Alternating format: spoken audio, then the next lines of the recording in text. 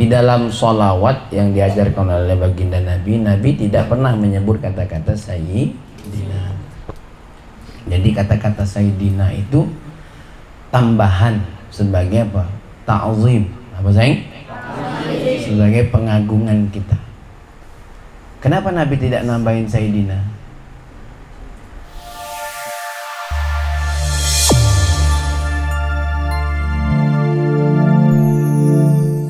Warahmatullahi wabarakatuh. Waalaikumsalam warahmatullahi wabarakatuh. Alhamdulillah. Wassalatu wassalamu ala nabiyyina Muhammadin ibn Abdullah wa alihi wa sahabah, amma ba'du. Qala Allah Ta'ala fil Qur'anil Karim, a'udzu billahi minasyaitonir rajim. Bismillahirrahmanirrahim. Kita baca sama-sama. Rabbi syrah li wa yassir li wahlul 'uqdatam qawli. Shadaqallahul 'azim. Allahumma inna nas'aluka fahman nabiyyin wa hifdzal mursalin wa ilhamal malaikatil muqarrabin ya fattah ya alim iftah qulubana futuhal arif. Wa sallallahu wa sallama ala sayyidina Muhammadin wa alihi wa sahbihi wa tabi'in. Ya, kita sudah membahas tentang wasallallahu, tentang apa sayang? Ya, makna as-salatu ala Nabi Muhammad SAW. Dan kenapa ketika kita diperintahkan bersalawat lalu meminta lagi kepada Allah untuk bersalawat, sudah kita jelaskan. Ya. Kita sudah jelaskan makna as-salah, makna salawat dari Allah untuk Nabi, dari malaikat untuk Nabi, dan dari umat untuk Nabi. Sudah kita bahas. Mudah-mudahan diingat jadi ilmu, biar kamu tahu apa makna salawat. Nanti kalau anakmu nanya, ibunda, ayah, apa itu salawat kepada baginda Nabi, ya, dan apa saja faedah-faedahnya, ya. Lanjut kata-kata wasallama.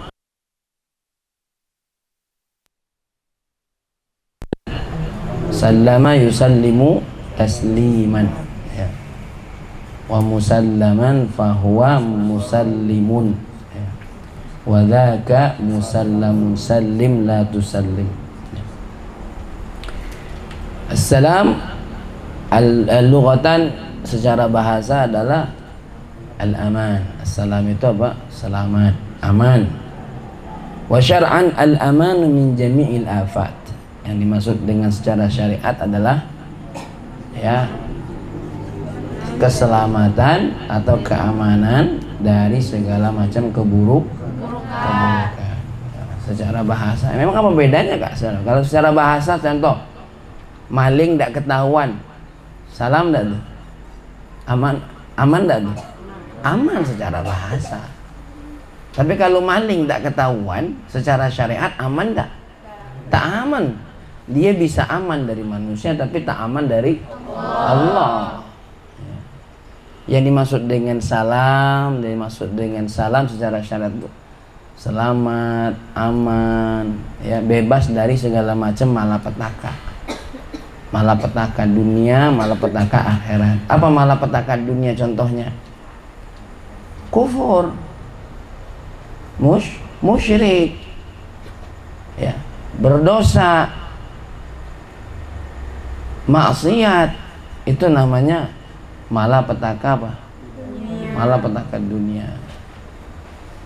Adapun miskin, fakir, itu memang rasanya seolah-olah malapetaka, tapi sejatinya itu bukan malapetaka, itu ujian. Orang yang sabar, orang yang beriman kepada Allah, ketika dijatuhkan oleh Allah miskin, ketika dijatuhkan oleh Allah fakir, jadinya kesulitan, kebahagiaan, atau derita jadinya? Kebahagiaan. Kenapa? Jadi pintu pahala. Itu bedanya orang beriman, ya. Karena kata Nabi, ajabun lil mu'min. Apa sayang? Ajaban lil mu'min. Apa ajaban lil mu'min? Sungguh hebat orang mukmin itu. Kenapa? Lahu khairun, bagi dia semuanya baik. Ya. Bagi dia semuanya apa sayang? Baik. Kalau dapat nikmat, ya dia bersyukur dan itu baik. Kalau dia dapat musibah, dia bersabar dan itu baik. Ya, dan itu jadi baik semua. Maka kakak tidak sebut malapetaka, karena malapetaka yang namanya fakir, miskin, sakit itu tergantung siapa yang mensikapi. Kalau yang mensikapinya orang mukmin, jadinya apa? Kebaikan, pahala. Seperti ada sahabat Nabi Abu Dzar diminta, kamu mencintai apa dari dunia ini? 3. Apa? Al-marad. Apa al-marad? Sakit. Saya senang sakit ya Nabi. Yang kedua apa? Al-ju'. Saya senang lapar ya Nabi. Yang ketiga siapa? Saya senang mati ya Nabi. Kenapa? Al-marad wal-ju'. Al-marad karena dapat pahala, lebur dosa. Kalau al-ju', apa al-ju'? Juga dapat pahala. Ya, puasa. Al-maut, liqa Rabbi, berjumpa kepada Allah. Allah syukri. Ya, itu.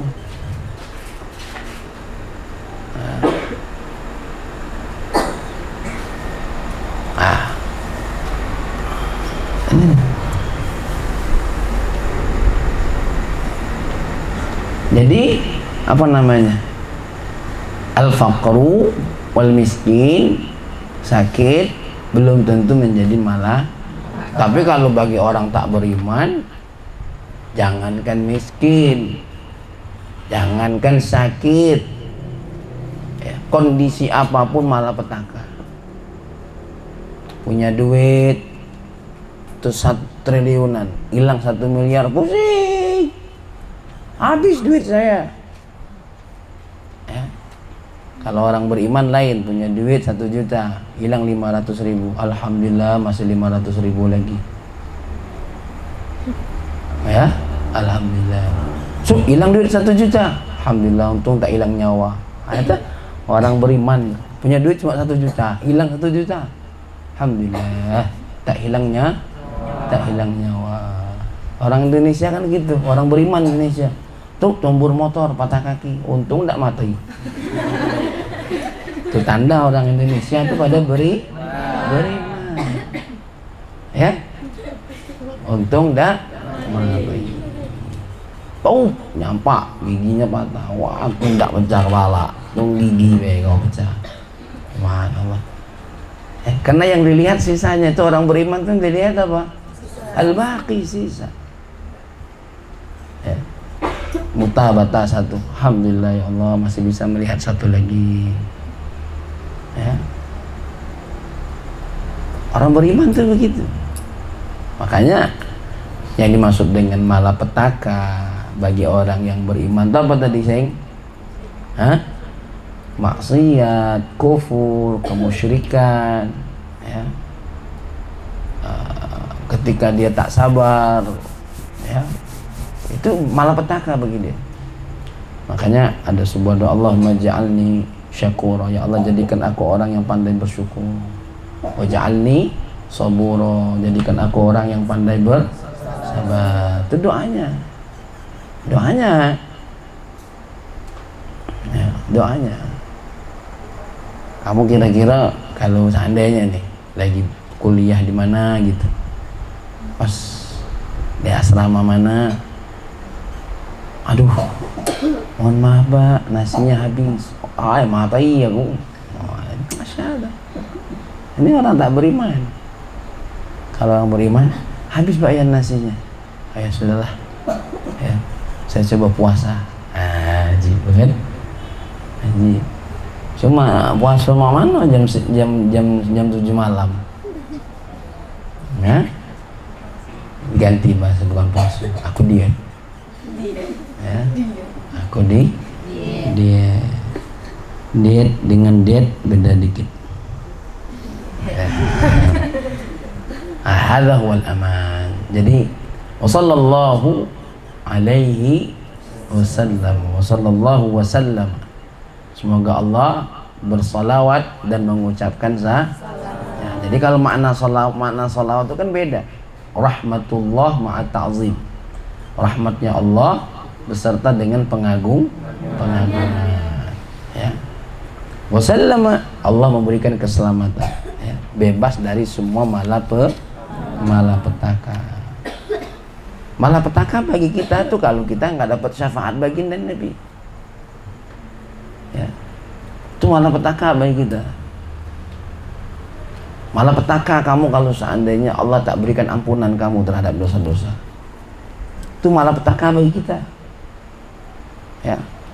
Maka dalam orang yang lagi tawaf ada doanya, Allahumma habib ilainal iman, ya Allah tanamkan rasa cinta kepada kami keimanan, wa zayyinhu fi qulubina, ya Allah hiasi hati kami, ya Allah keimanan dalam hati kami, wa karrih ilainal kufra, tanamkan kebencian dalam diri kami ya atas kekufuran, wal fusuqa, kefasikan, ya, wal isyana, kemaksiat. Dan kami benci, lihat kekufuran kami benci, lihat kemaksiatan kami benci, ya Allah. Tak suka kami, ya Allah. Kami senangnya kalau suara azan, kami senang, ya Allah. Kalau lihat Quran kami rasanya kepengen seolah-olah Quran itu memanggil-manggil, ya. Ini ada panggilan 2 minggu, ya Allah, surah Al-Kahfi, habib ilaina, ya Allah, tanamkan kecintaan, ya. Jangan wakarrih ilainal kasala, kamu harus ganti doanya, ya Allah bencikan kepada kami kemalasan, ya. Tanamkan rasa cinta untuk menghafal, biar senang menghafal, ya Allah, biar senang menghafal. Hakada santri itu begitu. Allahumma habib ilaina ta'lim wa ta'alluma, tanamkan kepada kami, ya Allah, senang mengajari, senang mempelajari. Tuh. Nah, kalau begitu tuh baru selamat namanya, selamat. Orang yang ninggalin sholat tidak selamat, ya. Kalau buka aurat malah petaka tuh, buka aurat malah petaka. Petakanya dari mana tuh? Kayaknya buka aurat malah happy aja, duitnya makin banyak. Ada istidraj. Apa sayang? Tahu istidraj? Malah petaka yang ditunda-tunda. Jadi ada nikmat yang berupa nikmat, ada nikmat yang berupa istidraj. Nikmat itu ada berapa, sayang? Ada nikmat yang berupa nikmat, ada nikmat yang berupa istidraj. Ya. Apa contoh nikmat yang berupa istidraj? Tidak salat, maksiat jalan terus, tapi kesenangan tidak berhenti, itu namanya istidraj. Apa istidraj itu? Ya, satu malapetaka yang ditunda oleh Allah. Adek, kalau kamu lagi naik tangga, baru naik 2 jatuh, ya sakit kan? Tapi kalau ente naik ke atas baru jatuh, mana lebih sakit? Yang sudah nyampe di atas atau yang baru 2 tangga tadi? Itu sudah hukum fisika. Betul tak? Betul tak? Hukum kecepatan, hukum massa. Berapa hukum massa? Ya, ketinggian diukur dengan apa sayang? Berat massanya. Tuh. Seseorang itu tergantung ketinggian itu menjadi hal yang menjadi perhitungan. Ya. Orang kalau sudah makin di atas, anginnya makin kencang tak? Makin kencang. Ya. Maka nikmat yang diiringi dengan maksiat, dosa, itu namanya apa tadi namanya? Istidraj. Ada orang bertanya kepada seorang guru, "Syekh, itu orang duitnya banyak, rumahnya melimpah, hartanya tidak berhenti ya Syekh, tapi dia tidak sholat, gimana? Mana hukuman Allah buat dia? Mana hukuman Allah buat dia? Hukuman buat Allah ketika dia tidak mau tunduk sama Allah itu hukuman. Khatamallahu ala qulubihim wa ala sam'ihim wa ala ghishawatu wa lahum. Jadi ketika dia dibutakan oleh Allah tentang pentingnya sholat, tentang pentingnya taat kepada Allah, tentang pentingnya mentaati aturan Allah, itu hukuman yang paling berat.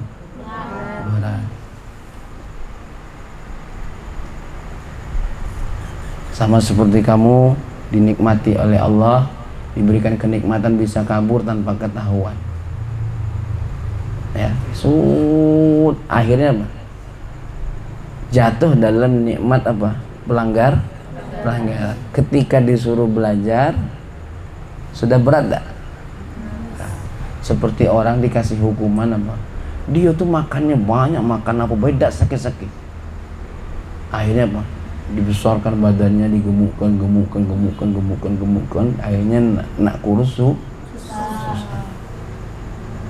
Ya. Kelemahan kalau bahasa kita tuh. Apa sayang? Tenggelam dalam nikmat. Seperti sebuah kapal masuk air. Apa yang terjadi? Tenggelam. Nah, kalau sudah tenggelam akan datang karam. Nah, kalau sudah karam susah nak bangkit. Sampai mati, lupa diri sama Allah, pas sakratul maut baru seperti Firaun, nyawanya udah di sini. Apa uji malaikat tadi tidak kalau nuru mati baru sadar. Tunggu baru tahu. Sama seperti kamu sekarang, kelemahan tidak ngapal. Akhirnya pas selesai di pondok, dapat apa aku nih di pondok? Juz amma beda apal, 5 surat beda apal. Aduh ya Allah, apa? Karam. Ya, karam. Masya Allah. Baik, ya, itu makna assalam. Jadi mudah-mudahan kita semua ini dapat salam, dapat keamanan dari segala macam keburukan, malapetaka. Keburukan tadi ya, wajah jelek bukan buruk. Wajah jelek itu kan kata orang. Persetan dengan orang mau bilang kita buruk. Yang penting inti bilang diri inti apa? Cantik, kata. Ya, jangan dengerin omongan orang, nggak selesai. Ya, ridwan nas ghayatul la tudrak. Rasa suka manusia itu adalah sebuah tujuan yang akan tidak bisa tercapai. Apa tujuan yang akan tidak bisa tercapai? Tujuan apa yang tidak akan bisa tercapai? Rasa suka manusia. Ya, bisa tidak kamu membuat manusia sedunia ini suka sama kamu? Tidak, makanya itu jangan jadi tujuan. Ya, ridwan nas ghayatun la tudrak. Rasa suka manusia itu sebuah tujuan atau pencapaian yang nggak bakal bisa tercapai. Jangan dikejar, ya. Tapi ridullah ghayatul la tudrak. Ridhonya Allah sebuah tujuan yang jangan ditinggalkan. Apa sayang? Sebuah tujuan yang jangan pernah ditinggalkan, karena inilah tujuan utama. Ridallah ghayatun la tutrak. Kalau tadi ridhon nas ghayatun la tudrak. Ini ridallah ghayatun la tudrak. Sekarang kamu belajar tujuannya apa? Ridallah apa ridhon nas? Ridallah. Kalau ridho manusia contoh, lu belajar apa namanya nih? Kamarudin, lu belajar apa? Gue belajar di pondok. Ngaji apa ente? Gue ngaji kitab. Oh, ente emang apa yang mau dicapai? Ridho Allah, bukan ridhonya ente. Maaf, kenapa ente nggak belajar komputer? Diam. Banyak ngomong ente. Apa kalau ente tidak belajar kenapa? Ridho Allah, pala kau tidak belajar ridho Allah. Sukri nggak pernah ngaji. Aku hanya mencari ridho Allah. Pala kau Sukri tidak ngaji, hanya mencari ridho Allah. Ya. Hah? Ridho Allah. Jadi kita cari ridhonya Allah tuh belajar. Mau gua pinter kayak mau nggak gua pinter kayak gua mau paham kayak mau nggak mau paham, yang penting ridho Allah. Paham lu kagak? Gua lihat ridhonya Allah. Selesai. Mau ustadznya ente seneng, mau kagak pelajarannya mau ente tidak senengi, belajar. Hudur. Taat. Masa dari 10 kata-kata satu nggak ada yang nyangkut? Saya gak yakin dari gurumu yang sekalipun tidak kamu sukai, ada nasihatnya yang paling kamu cantol di telinga. Betul tak? Ya. Masa dari sekian banyak judul matematika sama satu semua sekali nggak ada yang paham? Itu siapa tahu yang paham itu tuh yang bakal jadi itu. Yang kamu tak pahami, memang disuruh Allah tak paham. Ilmu Pitagoras, ilmu apa namanya? Statistik kayak atau bukan yang untuk pesawat tuh. Koordinat. Membaca koordinat. Emang kamu nggak disuruh itu? Emang kamu bukan pilot. Memang kamu bukan apa? Untuk tukang tanah, ngukur tanah BPN. Ya. Tugas kamu apa namanya? Jualan sayur. Nggak ada titik koordinatnya.